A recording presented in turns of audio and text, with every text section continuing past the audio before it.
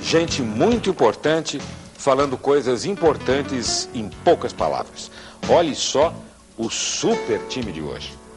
Shmuel Lemli, o grande mestre da Cabala, que hoje vai provar que nós estamos no século da imortalidade. Quem viver, verá.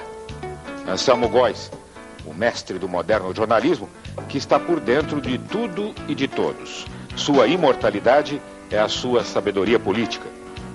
Dr. Elderson Tourinho, radiologista, um olhar de raio-x varrendo a nossa alma e o nosso corpo com a tecnologia de ponta. Solange Rocha, grande educadora, defende a lei que obriga as escolas a receberem todas as crianças com necessidades especiais. Renana Lessa, os sonhos de fazer sempre algo de novo navegam nesta linda cabeça. Hoje, ela vai falar de um novo desafio, a República. Maria Elisa Costa, filha do grande arquiteto Lúcio Costa, revive numa incrível exposição a memória de seu pai. Maria do Rosário, preocupada com a Cabala, que promete a imortalidade. Afinal, aonde vai caber tanta gente? Milton Cunha, ele apenas acredita na verdade, no sonho, na beleza e na solidariedade. Isto sim, isto é ser eterno. É com esse super time que nós estamos entrando no ar.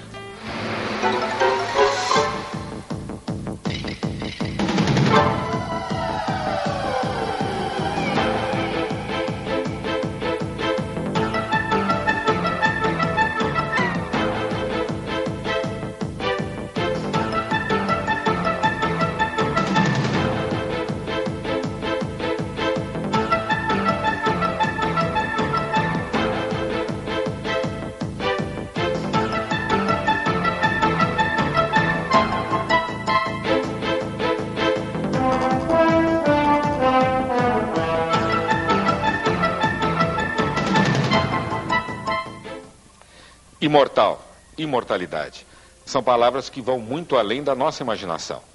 Mas ser ou não ser, esta é a questão. Shmuel Lema, um dia eu ainda aprendo a falar seu nome direitinho, mas a gente chega lá, é só mais uma hora de programa e eu acerto seu nome. Você prega que é possível alcançar a imortalidade neste século. Como é que é essa história? Bom, boa noite. Segundo a Cabala, realmente a gente está numa época que a humanidade tem essa capacidade agora de atingir a imortalidade. A ideia é que, desde o começo, o mundo tem um plano. O universo foi criado através de um plano, e o plano do Criador sempre foi nos dar a vida eterna. Só que tem um processo que a gente tem que transformar em pessoas melhores. Quando todos os mestres espirituais falam a ideia de amar a seu próximo, que todo o nosso objetivo é chegar a um nível de amar a seu próximo. No dia que a humanidade atingir esse nível, não tem que mais existir a morte. A morte é uma parte do processo que nos dá uma pressão para a gente aprender a lição que a gente está aqui e se transformar. Mas quando esse processo de correção das almas terminar, a gente chega nessa vida eterna. Mas pelo que eu estou entendendo, você acredita que nesse século nós chegamos lá? Porque, segundo os cabalistas, está chegando no final desse processo. Os cabalistas falam sobre a nossa época, uma época de extremos. Feliz de quem viver nessa época e pobre de quem viver nessa época. Se a gente pensar o nosso século, os últimos 100 anos, viram mais avanços na ciência e em progresso de forma geral, na tecnologia, do que todos os outros 5.000 anos da história humana. É uma época que tem mais luz espiritual entrando, e isso está se manifestando como mais avanços. Mas, ao mesmo tempo, quando essa mesma luz, que pode ser canalizada de forma positiva, pode ser canalizada como catástrofes, tragédias, 11 de setembro. Mas e é isso que está acontecendo com esse monte de alma podre que existe por aí? Tá cheio de alma podre. Eu queria perguntar uma coisa para ele. Doutor Leme, o que vai acontecer com as pessoas que não serão eternas, aquelas que não têm essa graça de ver a luz, e o que acontece com elas? Elas vão reencarnar, não vão reencarnar? Não, então, todas as almas estão reencarnando, desde o começo dos tempos, as almas estão reencarnando e voltando em diferentes corpos físicos. Até que chega um ponto que, quando a gente se purifica, não tem mais por que existir esse processo de nascimento, morte, vida e reencarnação. Mas e os que não se purificarem? Não, todo mundo vai se purificar. O que a Cabala ensina é que todo mundo vai se purificar. Tem dois caminhos. Um caminho é o caminho do sem sofrimento, o caminho do bem, que é eu mesmo me esforço para me purificar. Cada dia de manhã eu acordo e eu falo, o que hoje eu vou fazer para ser uma pessoa melhor? O que hoje eu vou fazer para me aproximar mais do objetivo, que é amar o seu próximo, que é quebrar essa consciência de fragmentação? E se eu for indo por esse caminho, eu chego lá pelo próprio esforço. Mas as pessoas que não quiserem isso... Não... As pessoas que não quiserem isso, vem uma força de trás e empurra elas, que são problemas na vida... maus relacionamentos, problemas de saúde, aí a pessoa acaba, através desse outro caminho da dor e do sofrimento, despertando. Ele tem a Todo vida, mundo tem que mudar. Ele tem a vida eterna, mas a gente só tem 1 horinha de programa, então deixa eu voltar um pouco aqui. Anselmo, diga, mestre. Você vai responder uma coisa que você não deve ter respondido nos últimos tempos, né? Você como um dos mais importantes colunistas do país. Na tua opinião, como é que está o quadro sucessório neste momento? Tá muito confuso e está muito longe também, né? Quer dizer, você... Nos países mais desenvolvidos, eleição é coisa de um mês e meio, né? Nós estamos há 7 meses da eleição. Eu acho que temos que aguentar e apertar o cinto, porque novas emoções virão pela frente, certamente. Não. E o quadro é muito... Mas vem cá, Rosânia, está fora ou não está fora? Eu acho que está. Esse negócio de achar também é uma coisa que eu já apanhei, quer dizer, o que eu já fiz de prognóstico errado na vida não é fácil. Agora, eu acho que aquela imagem daquela diorama ali, na telinha, aquelas... Batom na cueca. Aquilo é complicado, eu acho. Eu acho que ali no sentimento da população, né? Eu acho que é complicado. Eu acho que dificilmente ela escapa dessa, eu acho. E o Jorge Moura do ponto de vista político, né? O Jorge Moura ter aceito, ter se responsabilizado, não convence, resolve o problema. Eu acho, não convence. Eu acho que aquela foto, você que é um homem de marketing, de publicidade, é um soco no estômago. A foto... daquelas células, é um soco no chão, muito forte aquilo. Tirar aquilo da memória das pessoas e esquecer que tem aquela foto, eu acho que mais do que 1000 palavras é aquela foto. E você 95% dos brasileiros não juntam na vida inteira aquele dinheiro. É aquele dinheiro. Não dá para dizer, não, um dinheirinho que eu tinha aqui para gastar. Da loteria, eu acho que é muito complicado, muito complicado. E ela não vai conseguir justificar aquele dinheiro todo. Por quê? Porque é injustificável, rapaz. É maluco esse negócio de ter em casa, ao vivo ali, um caminhão de dinheiro e ali dando sopa. Agora, Anselmo, as pessoas estão jogando pesado, né? Mas o jogo é pesado. Mas é bom que aconteça isso. Um negócio interessante, muita gente faz uma leitura, a meu ver, equivocada desse episódio, e considera de alguma maneira que a democracia brasileira sai pior nessas confusões. Eu acho que sai melhor, entendeu? Com certeza. Os Estados Unidos, ano de eleição dos Estados Unidos, é uma devassa, de uma crueldade em relação àqueles candidatos. É uma baixaria danada. Não só aqueles promotores independentes americanos, como também a imprensa. Vai atrás, se o cara fumou maconha quando era garoto. É uma devassa danada. Ano de eleição, o sujeito que está nessa chuva, ou seja, o sujeito que faz essa opção para se expor politicamente, ele tem uma devassa completa na vida dele, e acaba a eleição e a democracia melhora. Eu acho que esse tipo de crise é positiva. As pessoas têm que estar preparadas. Eu acho que é extremamente positivo. Inclusive, todos os caciques, né, nesses últimos, principalmente no último ano para cá, Jade Barbalho, Antônio Carlos Magalhães, agora a família Sarney também, esses grandes monopólios, né, da política brasileira. Monopólio, né?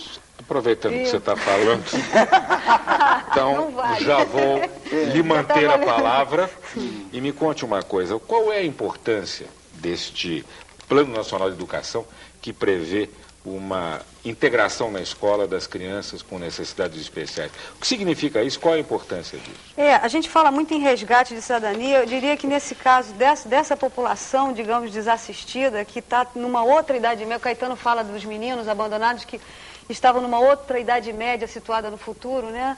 Então, assim, essas crianças, né, que têm diferenças sensoriais, físicas e mentais e que tiveram ao longo de sua história fora, né, desse acesso à escola, vem nesse momento ser contemplada, né, podendo ter esse acesso a essa escola. O acesso à escola que vai trazer uma outra visibilidade. Ela se desloca no campo do imaginário, né, das pessoas, daqueles doentinhos remotos, né, os surdinhos, os doentinhos mentais, aquela coisa toda, que ainda está muito impregnado no nosso imaginário, né, e se desloca para um espaço de cidadania, que é a escola, é o cotidiano da escola. Mas se as nossas escolas já não conseguem atender a demanda dos alunos não especiais, como que elas ainda vão, porque elas já não conseguem cumprir sua função? Mas olha só, é verdade, isso é uma questão, quer dizer, a lei... ela é muito interessante nesse ponto de vista de você colocar as crianças na escola. É claro que isso vai gerar uma demanda enorme, um problema enorme, mas não dá para pegar essas crianças todas, que é uma enormidade quantitativa, né? Uma enormidade de crianças que estão fora desse processo de cidadania, de escolarização, de tudo, e ficar, olha, espera aí um instantinho, que nós vamos nos aprontar para vocês. Isso não existe. Então, assim, vamos gerar demanda. Não seria melhor lutar direto por criações de escolas que atendessem a essas... Isso é uma discussão que tem dentro da área, quer dizer, a discussão da escola especial ou da escola regular.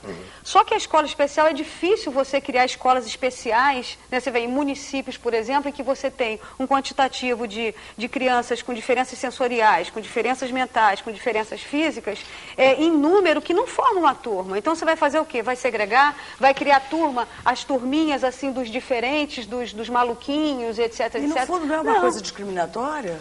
Quer dizer, esse tipo de... Sabe, vai segregar numa escola especial para eles. E há uma teoria até que diz que eles se realimentam, quer dizer, um imita o outro imita um e acabam ficando cada vez mais diferentes. Eu vi uma experiência em Betim, eu vi com meus olhos, que a professora me colocou numa classe onde já haviam as crianças com necessidades maiores integradas, e ela me fez esta pergunta: você entra e vê se você descobre quem é o, entre aspas, excepcional. À primeira vista, a integração fazia que ele tentasse se parecer com os outros e não se realimentasse na sua diferença.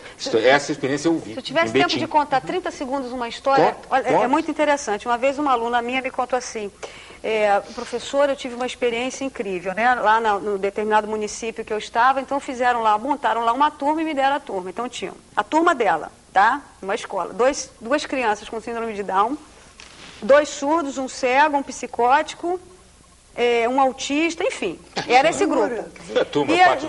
Aí detalhe, eu falei assim: mas professor, detalhe, o psicótico passava digamos assim, o quê? A sala de aula, o encontro, a turma, a aula, o quê? Procurando um rato.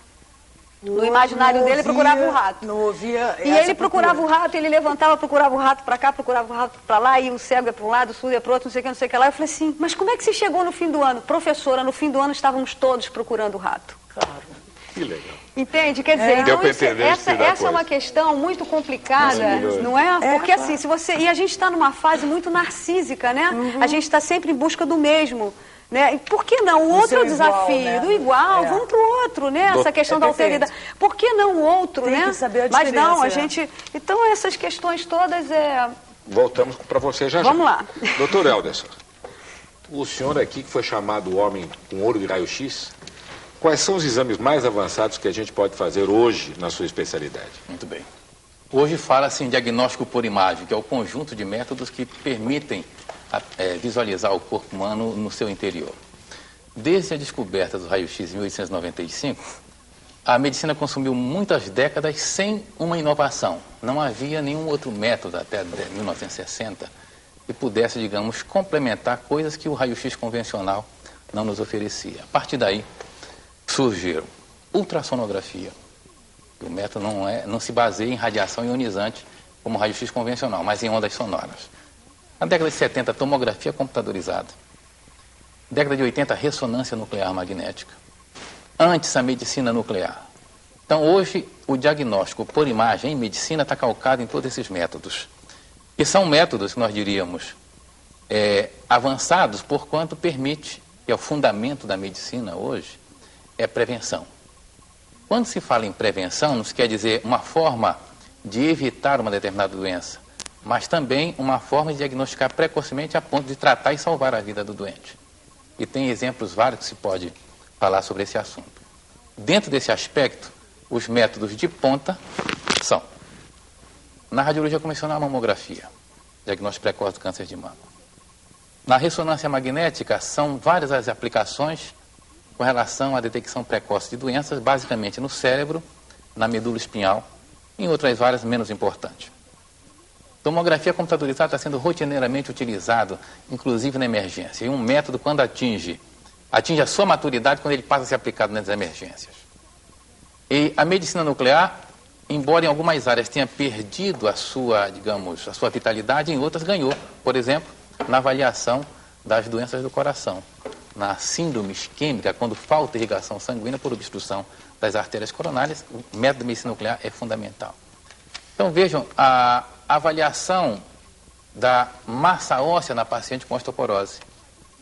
Essencial porque é um indicador de fratura quando essa massa está muito comprometida. Você pode quantificar, assim, por exemplo, o que representa em termos numéricos esse avanço? Sei lá, há 20 anos, pelos métodos existentes na época, você flagrava com uma taxa de certeza X, e que hoje, com os métodos e tal, concretamente, essas novidades, o que ela representa numericamente em termos de avanço, de redução? Entendo a sua pergunta. No passado, o diagnóstico, por exemplo, de um tumor cerebral, como era feito? Quando da manifestação clínica do paciente e a utilização da arteriografia. Hoje a arteriografia já não é o método de eleição para esse diagnóstico. Faz tomografia ou ressonância, que não são invasivos. Se salva mais gente. E salva mais gente pelo diagnóstico mais precoce. Então, se alguém quiser, tem uma história familiar de tumor cerebral ou de tumor de pulmão, não vai lançar mão dos métodos convencionais. Vai lançar mão de tecnologia de ponta. Aliás, dentro das diversas especialidades médicas, a radiologia teve um ganho muito grande em razão da incorporação dessas tecnologias. Eu creio que das especialidades que mais progrediram nos últimos 20 anos, estão aquelas onde a tecnologia é importante. O tema do programa é Vida Eterna, aí a radiologia está ajudando a gente chegar lá, ficar mais vivo. Maria Elisa, chegou a sua vez. A gente queria que você falasse um pouco sobre a exposição do seu pai, Lúcio Costa. Onde ela é, como é que ela é? A exposição é uma exposição no Paço Imperial, no primeiro andar do Paço, e é por conta dos 100 anos. Paço aqui no Rio de Janeiro, na Praça 15. E é por conta dos 100 anos de nascimento dele, né? Quer dizer, ele foi uma pessoa simétrica em relação ao século XX. Ele nasceu 2 anos depois do século e foi embora 2 anos antes do século, assim. E o meu pai sempre foi uma pessoa muito discreta, né? Muito na dele, sempre backstage, assim. Era uma pessoa que gostava das coisas reais acontecendo muito mais do que... E acontece que ele tinha um hábito, ele não jogava absolutamente nada fora, entendeu? Né? Todo mundo conhece aquelas fotos com aquela montanha de papel, né? E ao mesmo tempo ele não guardava nada organizadamente, entende? Então, depois da morte dele, minha irmã foi morar no apartamento que ele morava, eu moro em cima, que ele projetou, inclusive, para mim, e ela ia reformar, eu digo, não, vai subir tudo, eu estou morando num container de papel, tranquilamente, você não tem dúvida. Mas aí aquela montanha é inacreditável, porque cada lote, assim, você pega um pacote de papel, aí aparece assim, anos 20, anos 30, anos 80... Entende? Aí você diz que engraçado, a relação dele com o tempo não era cronológica, não. Eu que quero arrumar em ordem, entendeu? Mas na cabeça dele era tudo ligado, tudo uma coisa só, né? E aí passa uma coisa íntegra, uma coisa de amor ao Brasil. Tem muita coisa escrita por ele, tudo. Escrita, não só desenhada. 500 mil. Porque ele era um grande escritor, inclusive. Ele desenhava figurinos para tua mãe. Desenhou os vestidinhos. O papai era uma pessoa que gostava de coisas belas em geral, entendeu? Beleza isso. E os desenhos de roupa são demais. Você viu, Lula, os figurinos? Os desenhos de roupa são demais. Mas eu estou lendo o livro do Junga, nosso colega, sobre o Juscelino. E eu vi uma coisa muito importante, uma coisa muito engraçada, a revolta que os brasileiros tiveram pelo fato, a revolta de alguns, evidentemente não todos, pelo fato de quem ganhou a concorrência para fazer Brasília foi uma pessoa que escreveu o plano à mão, quase como rascunho, ganhando de imensos escritórios que gastaram fortunas, levando maquetes prontas e tal. E o presidente do júri disse, mas o que ele escreveu foi o único que trouxe alguma coisa de novo. E é verdade. E aliás... Diga. Lúcio Costa foi um dos gênios do Brasil. Absolutamente, não tem... Eu acho, concordo, gênero, número e grau. Não tem para ninguém. Se você botar 10 brasileiros... Agora, o negócio Você tem que... É Lúcio. Mas o negócio de Brasília, que eu fiz questão de botar na exposição, porque está lá o plano, como ele foi apresentado, né? A gente achou, no meio dessa coisa que não joga nada fora... Você não tem apenas o manuscrito do relatório do plano piloto, você tem os rascunhos, entendeu? Você tem os primeiros croquis, quer dizer, aí você sente E quando ele afirmou que a solução foi intensamente pensada e resolvida, porque foi. Não estava embromando. Apesar dele dizer que nasceu de um gesto simples como o sinal da cruz. Mas um gesto simples, meu bem, tem que ter. Foi o que o presidente do Júri disse. Aliás, eu queria falar com ele uma coisa que meu pai teria amado a tua comissão de frente com aquele barquinho, porque ele era fã da língua portuguesa, amava Portugal, achava que a maior sorte nossa ter sido descoberto por português, e quando eu vi o barquinho de Camões para as águas, eu digo, ai, que pena que ele não está vendo. Maravilha, em nome da Tijuca, da Unidos Mercy. Mercy tem a ver, porque nasceu na França, acidentalmente, né? Mas ele nasceu na França como quase todos os irmãos, né? Porque o pai dele estava na França oficialmente. Rosário. Foi registrado na Embaixada do Brasil. Eu queria que você fizesse mais uma pergunta aqui para o doutor Elderson, já que você é uma curiosa em ciência. A mamografia digital é o que existe mais moderno para se detectar o câncer de mama? Deixa eu fazer um sumário sobre a mamografia digital. A mamografia de alta resolução é dita mamografia, digamos, convencional, porque ela emprega a tecnologia clássica. A mamografia digital, ela já emprega a tecnologia, como o nome diz, digital, onde as informações são numéricas. Mas o que é que nós temos acompanhado e qual, digamos, os resultados dessa nova tecnologia em estudo da mama? A mamografia digital, ela, eu poderia dizer no presente momento, que é a tecnologia do futuro para o diagnóstico precoce de câncer de mama. No presente, os resultados são similares da mamografia de alta resolução.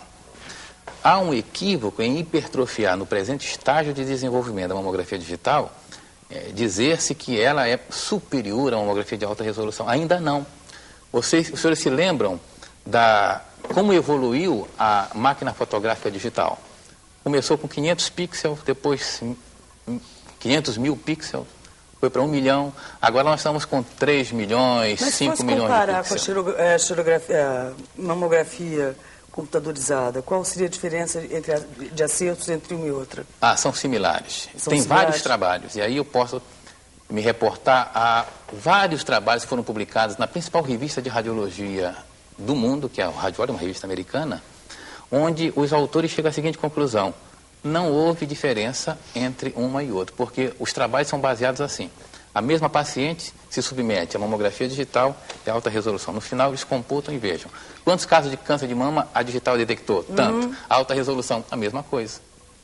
Então, o que eu quero dizer é que, no futuro próximo, estima-se que nesses próximos 2 anos, possa a mamografia digital melhorar de tal maneira a qualidade da imagem que vai superar a alta resolução. Mas aí com um custo muito maior. Um mamógrafo digital, todo o seu instrumental, para aquele produto final ser apresentado ao radiologista, mais ou menos uns $500 mil. Aí vai minha pergunta. Esses recursos que você está falando, estão hoje acessíveis ao povão no Brasil? Não, nenhum. Quantos mamógrafos digitais nós temos no Brasil? Sistema único de saúde, você tem? O sistema único de saúde falta coisas tão básicas que se desse coisa mais simples, exatamente. Vamos rodando? Milton, você orgulhosíssimo com o elogio aí, né? Todo com justamente inchado. Fique aqui com mais um prêmio, conversar com a nossa Renana.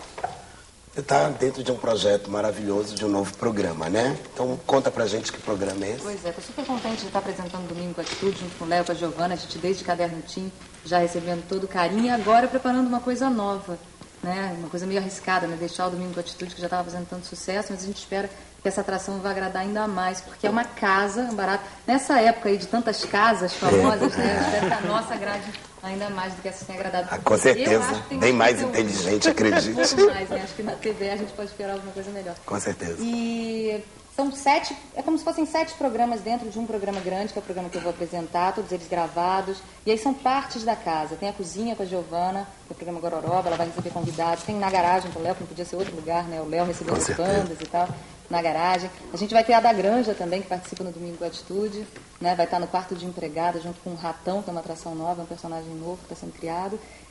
Temos também, são 7, já falei 3, né? Sim, e você?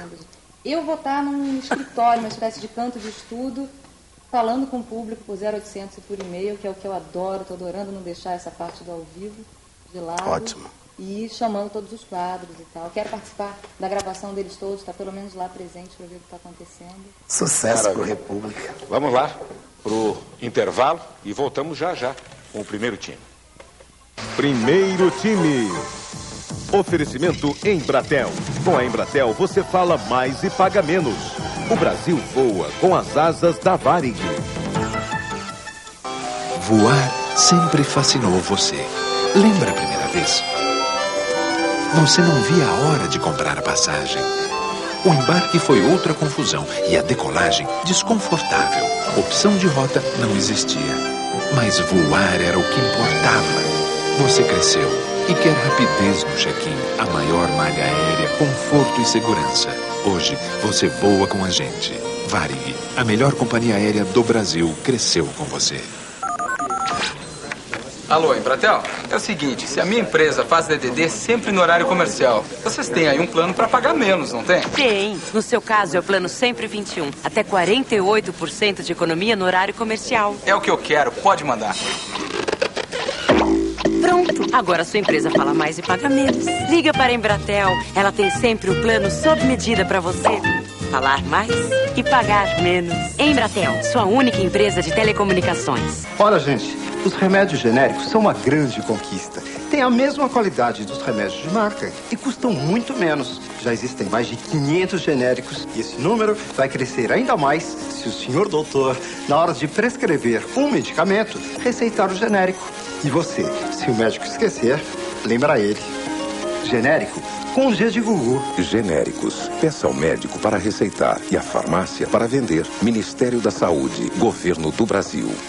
Primeiro time. Oferecimento Embratel. Com a Embratel você fala mais e paga menos. O Brasil voa com as asas da Varig. Aqui se discute tudo. Esse é o espírito do primeiro time. Ô, Anselmo, me conta uma coisa. É muito chato aguentar as pressões todas. Você, que é o colunista hoje mais importante do país, né? Escreve todos os jornais, nos principais jornais. E a pressão do pessoal que quer a notícia, quer tirar a notícia? É muito chato aguentar isso. São minhas dores de coluna, né? Olha aqui, é uma pressão muito grande. É muito grande mesmo. Quer dizer, a quantidade de gente, né, que de alguma maneira tenta emplacar uma notinha ali. E é um negócio que dá uma aflição, dá uma dor. Porque esse negócio de ser juiz, dizer o que é bom, o que não é bom, o que é jornalismo, o que não é jornalismo. E você constantemente, no dia seguinte, Lula, você se arrepende. Pô, mas aquela nota era boa, eu esnobei, botei no lixo. Você é uma coisa muito, muito doída.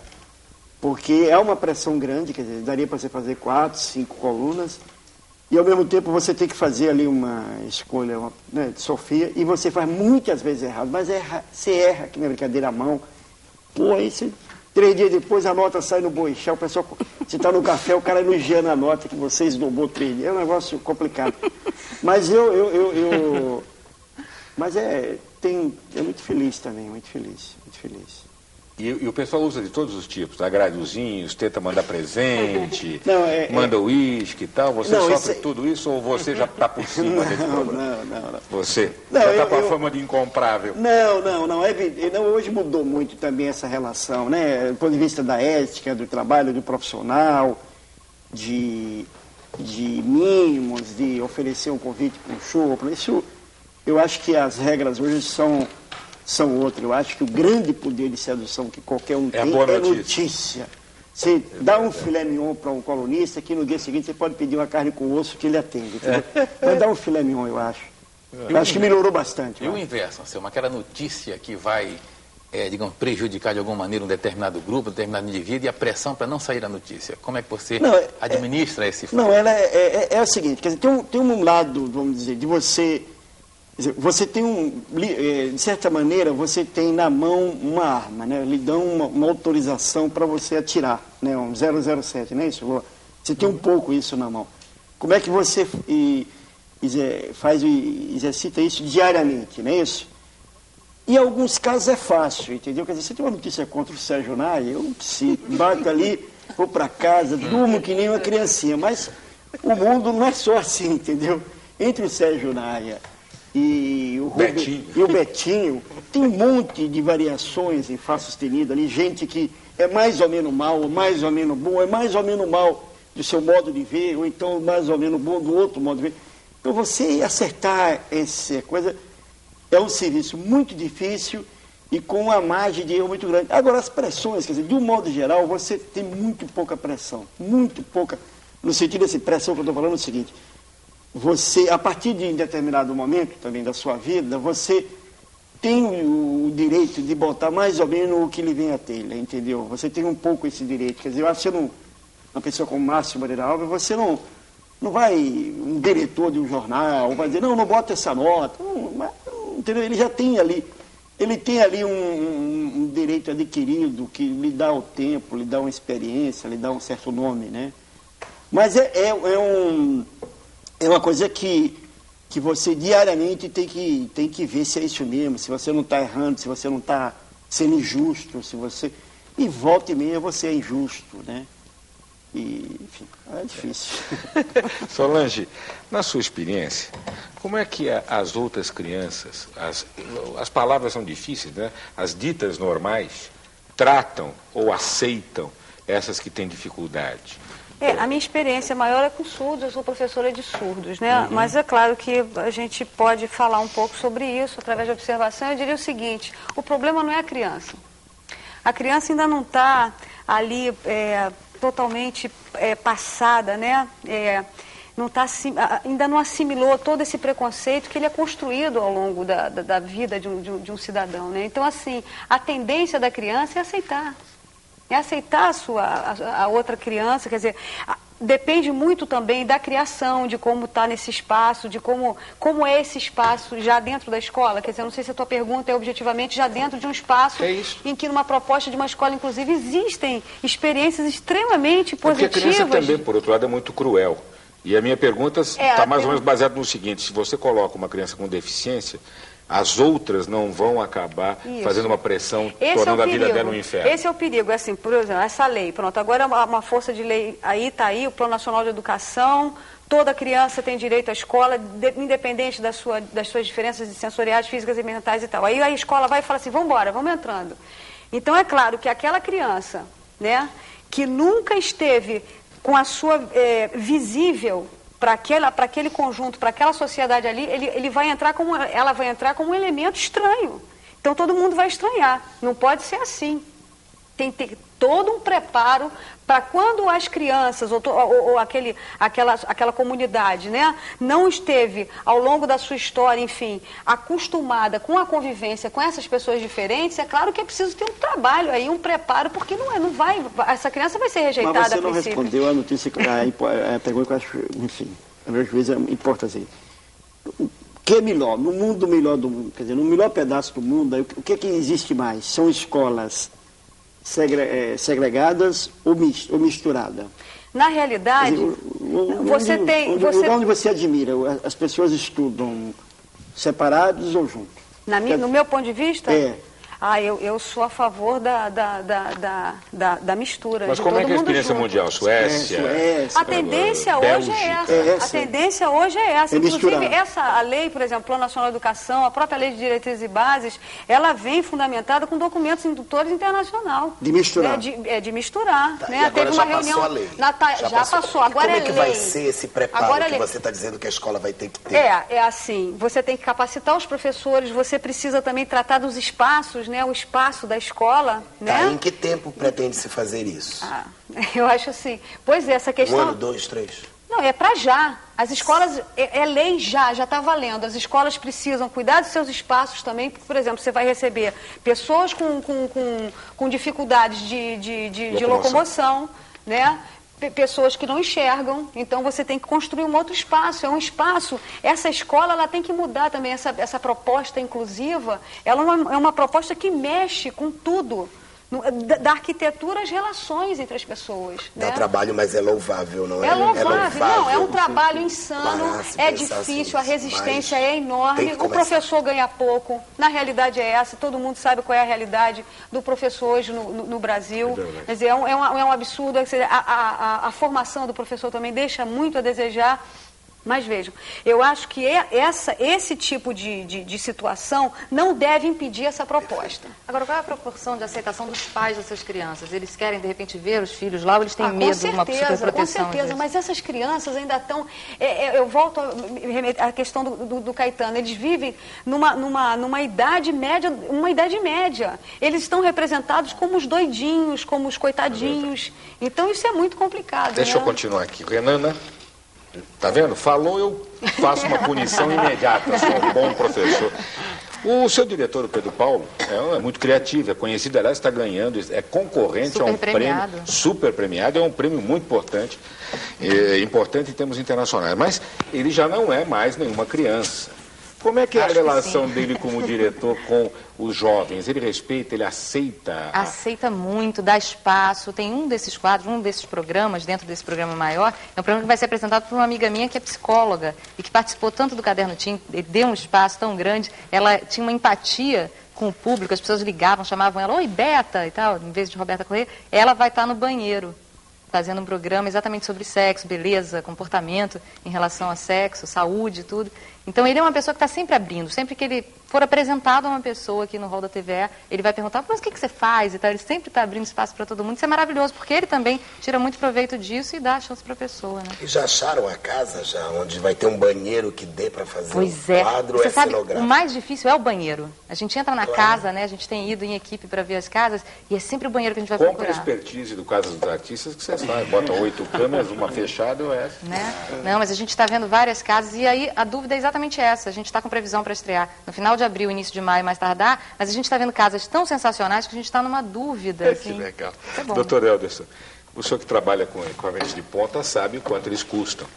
E como é que está a relação da implantação disso com os planos de saúde, que não querem gastar dinheiro? Eles vão cobrir os gastos com essa tecnologia mais avançada, que são caríssimas?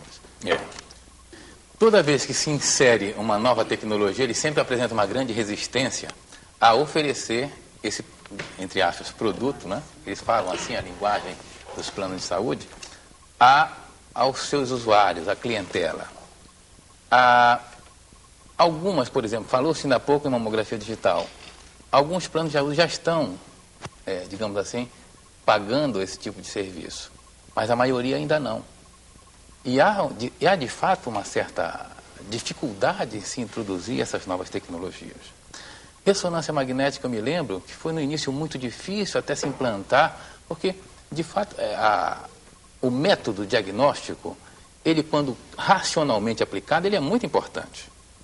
Eu não digo, por exemplo, o que acontece nas faculdades de medicina é que o aluno atual, ele fica seduzido com essas novas tecnologias. Então, ele é capaz de solicitar um método extremamente caro e complexo em detrimento de um simples, barato e eficiente. Vou lhes dar um exemplo. Na emergência, falei um pouco em emergência, vou repetir a emergência, que é um lugar crítico da instituição hospitalar. Se o médico, pelo exame clínico, suspeita de que o indivíduo perfurou a úlcera, em que se baseia para fazer o diagnóstico? Na demonstração de gás dentro da cavidade peritoneal, portanto, fora do intestino, fora do estômago, fora do intestino. Como é que pode ser feito isso? A tomografia pode fazer? Pode. Mas a radiografia simples, que custa R$12, pode fazer com igual eficiência. Mas ele pede a tomografia, não pede a radiografia simples. A radiografia simples, existem milhares de técnicos que sabem fazer. E os médicos normalmente sabem interpretar, não precisa de um radiologista especializado. A disponibilidade da tomografia, vamos colocar na cidade do Rio de Janeiro, nos hospitais públicos, tem poucos tomógrafos, mas tem muitos raio-x. Mas eles preferem o tomógrafo. Foi mesmo a gente que fundou isso, que criou esse negócio da bibliografia, uma coisa de brasileiro mesmo? Coisa de brasileiro. Chama-se Manuel de Abreu, que foi quem concebeu a bibliografia. Um médico radiologista. Ele idealizou... Lá fora reconhece isso ou é que nem o avião aí? Não, reconhece. Luta, briga, né? Reconhece. Esse botou o nome dele. Se o Santos Dumont tivesse botado Dumont, o nome do avião, a gente se lembrava. Uma técnica tão simples que durante muito tempo foi utilizada para rastrear a tuberculose. Hoje já não tem mais indicação, porque existem outros métodos mais eficientes laboratoriais. Deixa eu rodar aqui. Ô, Rosário, eu vou deixar você com o nosso Schumel. Tolemli, o que é a cabala? É uma decodificação da Bíblia, uma releitura, e se é a partir de quê? A Cabala é um sistema espiritual que nos ensina as leis espirituais do universo. Assim como no mundo tem leis materiais, tem a lei da gravidade, as leis do eletromagnetismo, tem leis também espirituais. As coisas que acontecem no mundo acontecem por algum motivo. Tudo tem um porquê. Uma árvore não nasce porque resolveu nascer, ela nasce porque alguém plantou uma semente. E as coisas que acontecem na nossa vida também acontecem porque a gente plantou uma semente.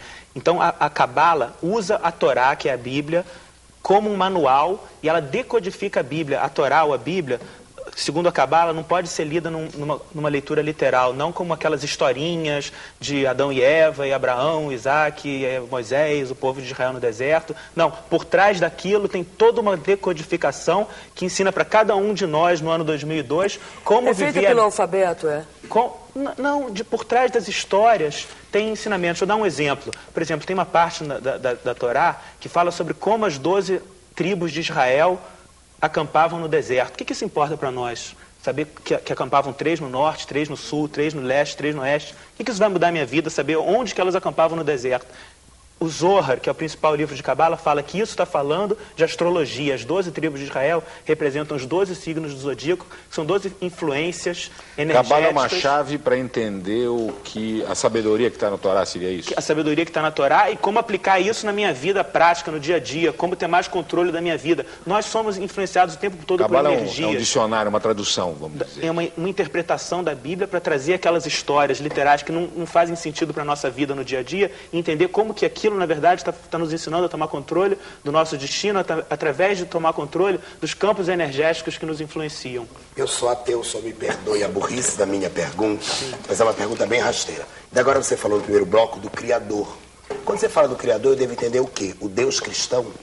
O Criador é uma força infinita. Tem um axioma na Cabala. Na Cabala não existe nenhum dogma. Você não tem que acreditar em nada. Mas existe um axioma, um ponto inicial, que existe um Criador. Esse mundo não aconteceu aqui por acaso. É a mesma coisa que pensar, se você viu uma pintura linda, com certeza você sabe que tem um pintor por trás. Você não acha que alguém jogou tinta e saiu um Renoir.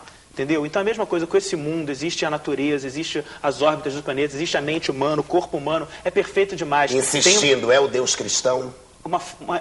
Um criador é uma força infinita de compartilhar, uma energia infinita. Não é uma figura antropomórfica, um homem de barba no céu ou numa nuvem. É uma força infinita de compartilhar, uma energia positiva de compartilhar. Continuando com a minha dificuldade aí, ainda no primeiro bloco, é o negócio da conversão, entendeu? Ele acredita, por exemplo, na conversão de Eurico Miranda. Eu não acredito, mas enfim, tudo bem. Agora vamos para o Milton falando com a Maria Elisa, que hoje lhe premiou com uma grande, maravilhosa. Eu constatei, legal. Meu querido. Maria Elisa, eu queria que você contasse pra gente o critério de seleção das obras, das peças que você foi pegando, né? Porque aí tem um figurino, tem o croquis. Como é que você viu? Já que você mora num container, como é que você... Como é que eu me virei naquele container? Não, que a ideia é o seguinte. A ideia era ser uma retrospectiva. Era contar uma história. E eu só acredito em exposição quando você conta uma história. Eu não gosto de mostrar as coisas sem roteiro, sabe como é? Eu gosto de contextualizar, eu gosto de convidar você a um encontro, né? Então a ideia foi levar quem for lá, vai se encontrar com o Lúcio, entende? Sabe? Então a gente dividiu em módulos assim, por exemplo. O primeiro se chama Primeiros Tempos, Sucesso. Ele era um arquiteto neocolonial de sucesso, parará, parará.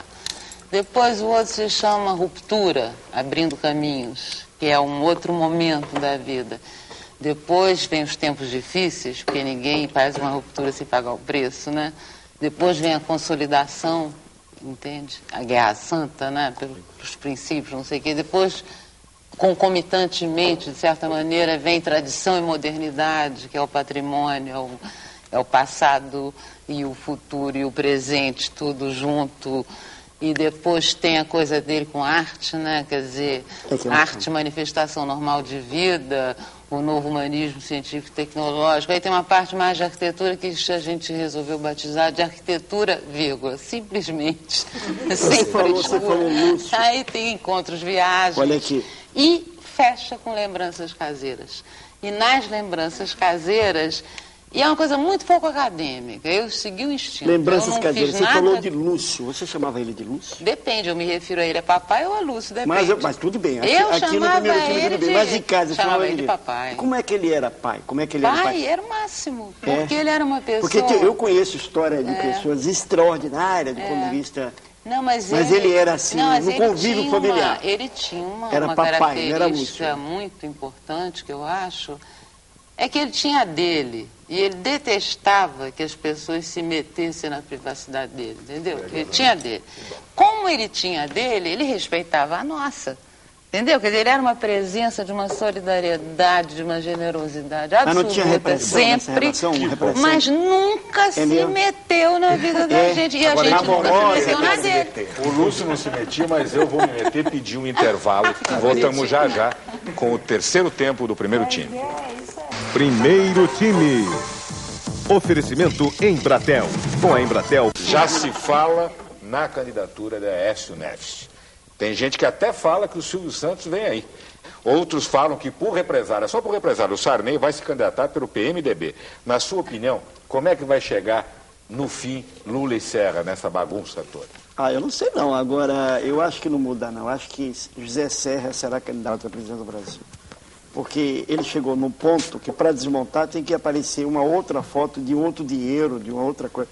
Nas condições normais de temperatura e pressão, é José Serra pelo PSDB, o candidato do PSDB. Já pensou se a gente descobrir que quem financia o José Serra é a fábrica, as indústrias de cigarro? Que gracinha. Ismael, é possível se aprender com a Cabala? É possível seguir a Cabala, se enriquecer espiritualmente com a Cabala, mesmo não acreditando na religião judaica? Com certeza. Nós temos o Centro de Cabala, que é o lugar onde nós damos cursos, onde eu dou cursos, e todo o nosso propósito é atingir qualquer pessoa. Tem uma coluna no Extra, todo dia eu escrevo no Jornal Extra, uma coluna diária no Jornal Extra, que com certeza a leitura é o povão. E todo mundo pode... A Cabala é um ensinamento que nos ensina a conectar com energias e melhorar nossas vidas. Então, com certeza, é para todo mundo. É para todo mundo. É universal. Doutor Helderson, e quais são as principais doenças que essas novas tecnologias estão ajudando a realmente erradicar? Se é que nós podemos falar em erradicação de doenças num país que não consegue nem acabar com o Aedes aegypti. É verdade. Eu diria que essas tecnologias todas estão voltadas para o diagnóstico e poderia até dizer como meios de tratamento. Quando se fala em diagnóstico, o diagnóstico precoce seria, digamos, o grande fundamento da existência dessas novas tecnologias.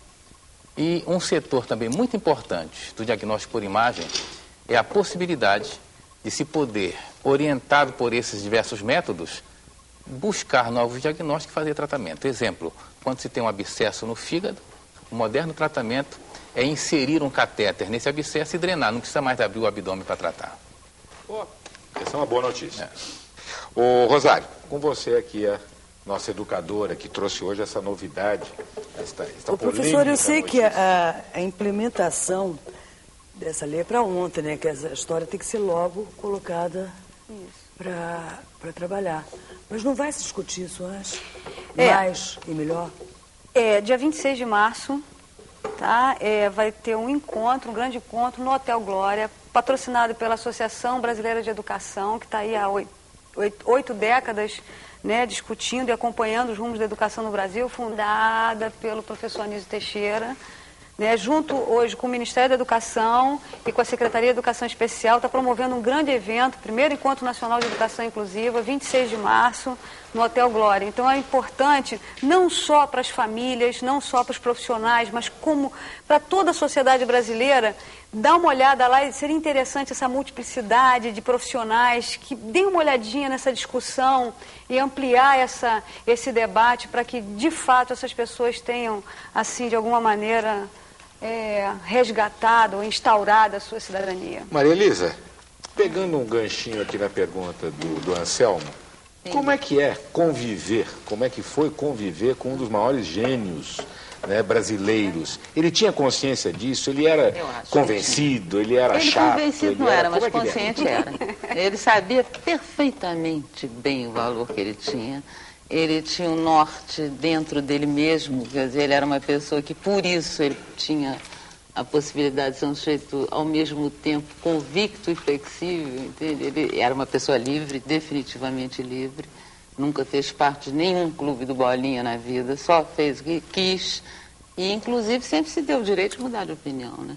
Agora, eu queria que vocês fossem efetivamente ao Paço, de meio-dia às 5h30 da tarde, terça a domingo, e chegar perto do Lúcio, é um bom encontro. No mínimo, resgata um pouco de autoestima. É mais um brasileiro genial. Fica até 12 de maio. Ô, Renana, nós estamos falando de Lúcio Costa. Ele estaria com 100 anos, se estivesse vivo. E eu pergunto, como é que os jovens encaram as pessoas mais velhas? Como é que... Eu acho que nem todos estão tratando como deviam tratar, né? Agora, falando de mim, eu gosto muito de aprender, muito, muito mesmo. Sempre tive um relacionamento com os meus pais muito próximo, de muito respeito, tanto da minha parte quanto da deles, e com os avós e com o tio. Eu acabei de perder uma tia-avó, e aí fui arrumar as coisas dela. E é impressionante como tem coisas que a gente não sabe do nosso próprio passado e outras pessoas, a quantidade de informações, de coisas que a gente pode aprender e que a gente é que perde com isso, né? Como que a gente desperdiça isso todos os dias na vida da gente. Vocês deviam fazer um quadro onde vocês pudessem apresentar para os jovens umas pessoas com idade que fossem a corda A gente tem um sótão, acho que até metaforicamente, né? Botar eles por cima mesmo, porque acho que é onde eles estão. E a gente vai ter um quadro com o Mesquil, que é o Marcondes Mesquil aqui da casa, que já faz o vocabulário no programa com a gente, que vai estar falando exatamente de figuras que ele admira que já foram embora, desde Jimi Hendrix. Estão aí, mas que são a última pergunta é para você. Rapidinho, por favor, é o seguinte, que ontem apareceram na minha casa de manhã 3 meninos novos em folha que baixaram do Recife para ver a exposição. É o máximo, né? Isso eu acho, eu quero gente moça, gente velha já está tudo torto. Milton, você vai encerrar o programa, mas eu quero te fazer uma pergunta importantíssima. Você disse que não acredita em Deus. Você acha que tem vida após a morte? Na verdade, eu acredito na generosidade, na fraternidade. Eu acho que se existe um Deus, esse Deus é o Deus da bondade. Então, eu não quero só me atracar a ideias preconcebidas. Eu deixo que Deus floresça, cresça dentro de mim nesse sentido de respeitar ao próximo. Isso é que eu acho.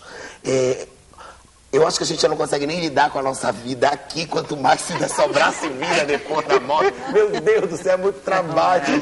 Vamos tentar viver aqui, vamos tentar ser felizes, que vai dar certo. Tá bom? Bom, então, vamos encerrando aqui a edição de hoje do Primeiro Time. Vivemos aqui com gente incrível, não foi? Gente muito especial. Primeiro Time, sábado, às 10 da noite e domingo, às 6 da tarde. Está aqui o nosso endereço. Por favor, escreva, mande seu e-mail. Nós precisamos saber o que você acha do nosso programa e quem você gostaria de ver entrevistado. Boa noite.